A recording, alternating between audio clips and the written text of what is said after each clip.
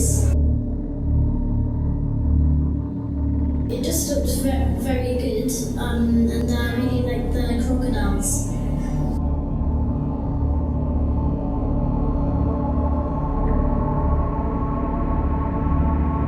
It's a completely different perspective from how I felt about big cities, and it brings out the behavioral patterns of the city, which I never felt city has any behavior. I started Water in the aftermath years of the big financial meltdown of 2008, which threatened society with some form of extinction. This painting became the calling card of the project. Looking at Water, the threat becomes apparent. What lies beneath, still and undisturbed, can dive at any moment and sink what's above.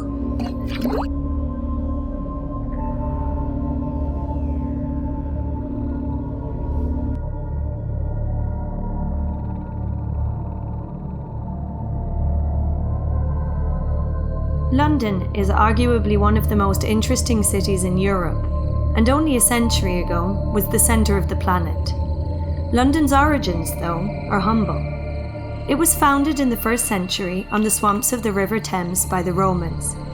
The original settlement looked after the interests of the emperor in this remote corner of the empire. London was the capital of the empire where the sun never set, or equally, where there never was a sunrise. Like most metropolises, London works on hundreds of juxtaposed layers. For centuries, the real power, the financial institutions, remained in the shadows.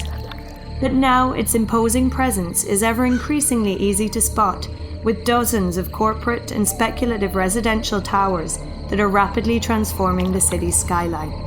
Thanks to the tourist, the old imperial character is very much alive. Like a phantom limb sensation, holding a grip on people's imagination. In June 2015, R.P. Browne's Apex was exhibited in London at the Crypt gallery. The venue is great. I really like what you did with sound and so on. That really added to it as well. The Crypt of St Pancras Parish Church lies in the central borough of Camden, London. It was designed and used for coffin burials from 1822, when the church was opened, until 1854. During both World Wars, the crypt was used as an air raid shelter. From the 7th of September 1940 to the 21st of May 1941, about 1 million houses were destroyed and more than 20,000 civilians were killed. On each of the 71 major German air raids, at least 100 tons of bombs were dropped over the city. The crypt later became an art gallery in 2002 and now hosts a range of exhibitions and events throughout the year.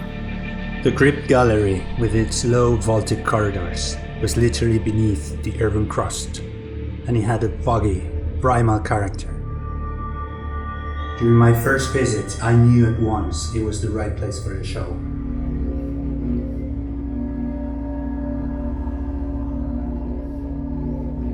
I think it's very, very interesting indeed. The way that you've managed to bring the crocodile in with the 4 elements.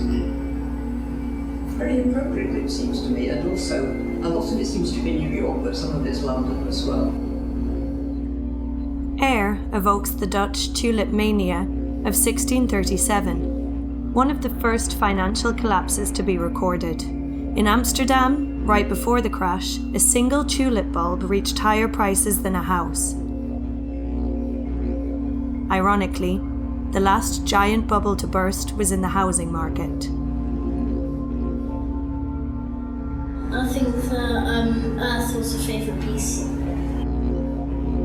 While painting Earth, my mind was on the planet we inhabit. It gives us everything, protects us from roasting, and shelters us like a giant nest. The voracious system ruling the planet is eroding the pillars which sustain life.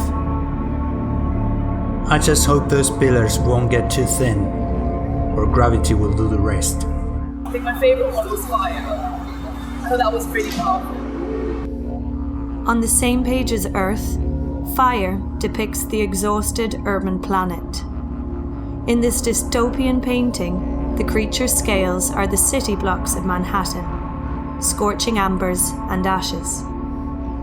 The picture is an inquiry into the use of energy and resources, in particular the abuse of fossil fuels. Yeah, the snake going was the Thames, I thought. This